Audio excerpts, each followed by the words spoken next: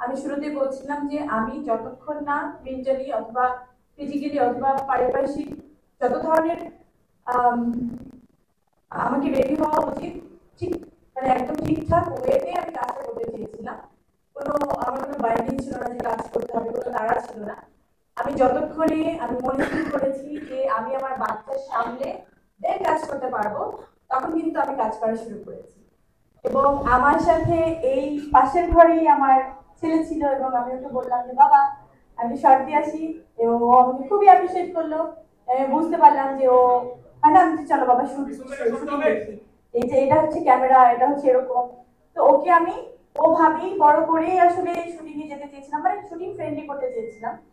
Not even যে ও এত ছোট, ওই ছোট মানুষটাকে রেখে ও কানবে, ওর কোনো একটা ও ল্যাঙ্গুয়েজ কেউ বুঝতে পারবে না, সেই অবস্থা রেখে আমি শুটিং এ যাব, মানে আম সরি আমি পারিনি।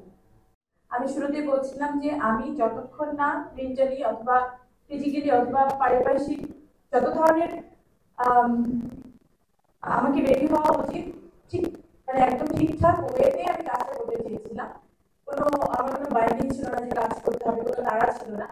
আমি মনে স্থির করেছি যে আমি আমার বাচ্চার সামনে দেন কাজ করতে পারবো, তখন কিন্তু আমি কাজ করা শুরু করেছি। এবং আমার সাথে এই পাশের ঘরেই আমার ছেলে ছিল, এবং আমি ওকে বললাম যে বাবা আমি শর্ট দিয়ে আসি, এবং ও আমাকে খুবই অ্যাপ্রিসিয়েট করলো। বুঝতে পারলাম যে ও ম্যাডাম যে চলো বাবা শুটিং দেখি, এই যে এটা হচ্ছে ক্যামেরা, এটা হচ্ছে এরকম। তো ওকে আমি ওভাবেই বড় করে আসলে শুটিং এ যেতে চেয়েছিলাম, মানে শুটিং ফ্রেন্ডলি করতে চেয়েছিলাম। নট ইভেন যে ও এত ছোট, ওই ছোট মানুষটাকে রেখে ও কানবে, ওর কোনো একটা ও ল্যাঙ্গুয়েজ কেউ বুঝতে পারবে না, সেই অবস্থা রেখে আমি শুটিং এ যাব, মানে আম সরি আমি পারিনি।